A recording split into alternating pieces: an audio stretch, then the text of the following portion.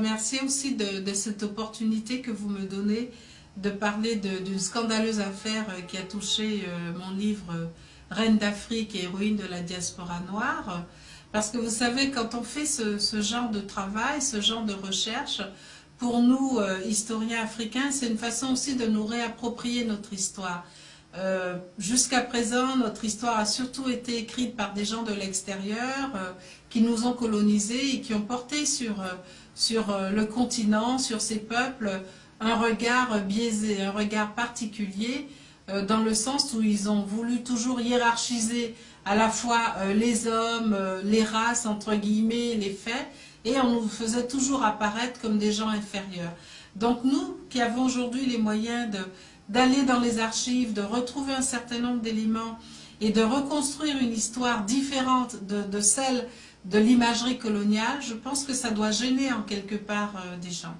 Alors, mon livre a été publié à la fin de 2004 par les éditions Sepia, qui est un éditeur français, et cette version française a eu beaucoup de succès auprès du public et qui m'a permis de voyager un peu partout pour faire des présentations et des conférences. Et grâce au succès de ce livre, il y a un éditeur allemand qui est partenaire de Sepia. Cet éditeur allemand s'appelle Peter Hammer Verlag, qui est en Allemagne.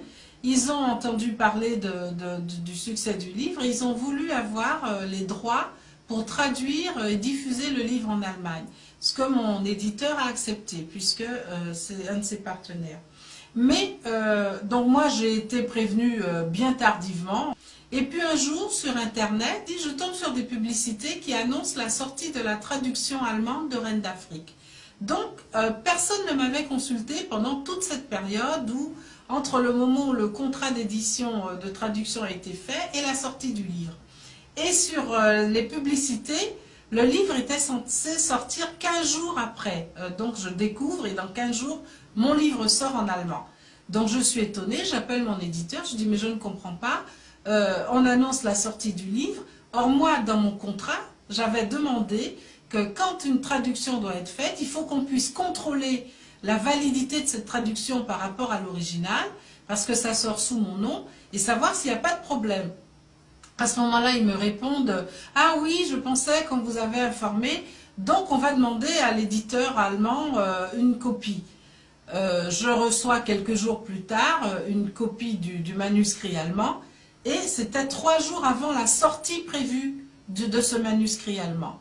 Donc moi, je ne comprends pas un mot d'allemand, je dis à mon éditeur, bon, je vais chercher quelqu'un, normalement c'était à lui de faire ce travail, mais je dis, je vais chercher quelqu'un qui me traduise ce livre pour voir s'il n'y a pas de problème dans la traduction. Donc je me mets à chercher, mais bon, ce n'est pas très facile, hein, surtout que les cabinets de traduction me demandaient 10 000 € pour faire ça, je ne pouvais pas payer ça. Donc il fallait que je trouve quelqu'un de fiable et de compétent, et qu'on me présente une dame qui est allemande, bilingue, professeure d'allemand en France, elle vit en France depuis de très nombreuses années, et qui accepte de me prendre ce manuscrit pour l'étudier. Donc elle prend le manuscrit et moi je continue mes recherches sur internet et dans l'intervalle je me rends compte que le livre a été publié en Allemagne entre décembre et janvier, je n'arrive pas à savoir la date, alors que je n'avais pas encore eu le temps de faire voir la traduction. Donc cette dame lit mon livre d'abord, ensuite prend la traduction et elle m'appelle un jour, enfin je lui avais fait envoyer les 2 ouvrages, je ne la connaissais pas encore. Elle m'appelle, elle me dit « je veux vous rencontrer » et quand je l'ai rencontrée, elle avait les larmes aux yeux. Elle me dit « écoutez madame, j'ai lu votre livre qui est magnifique et je suis allemande, j'ai honte de ce qu'on a fait de votre livre, c'est du sabotage. » On se met à travailler, à traduire le livre, elle me dicte les choses et vraiment là ça a été le coup de massue, le choc, le traumatisme. Ces gens ont entièrement réécrit mon livre, ils ont enlevé plus de 400 paragraphes, ce livre Reine d'Afrique, l'original fait 300 pages sur un petit livre comme ça. Ils ont enlevé 400 paragraphes et à la place, ils ont complètement falsifié l'histoire de l'Afrique et des clichés racistes où les Africains sont traités de cannibales, ce que je n'ai jamais écrit dans mon livre, où on raconte que les chefs africains ne savaient même pas utiliser des chaises, qui s'asseyaient sur le dos de leurs esclaves, ce que je n'ai jamais dit dans mon livre. Et chaque fois qu'il y avait des paragraphes qui parlent des résistances, qui parlent de la vitalité, qui parlent du commerce des anciennes sociétés africaines, tout ça, ça a été gommé pour donner une autre image. Ils ont ridiculisé les grands personnages de l'histoire d'Afrique. Bref, c'est un vrai travail de révisionnisme et de sabotage. Alors, quand on a su ça, j'étais scandalisée. J'ai tout de suite cherché un avocat pour dire ce n'est pas possible, il faut faire quelque chose. Ces gens ont complètement trahi mon œuvre, d'autant qu'ils ont gardé mon nom. Ils ont gardé le titre de mon livre, ils ont gardé mon nom. Quelque temps plus tard, j'apprends par des sites et des échos que le livre a suscité un grand scandale dans la communauté afro-germanique, parmi les intellectuels.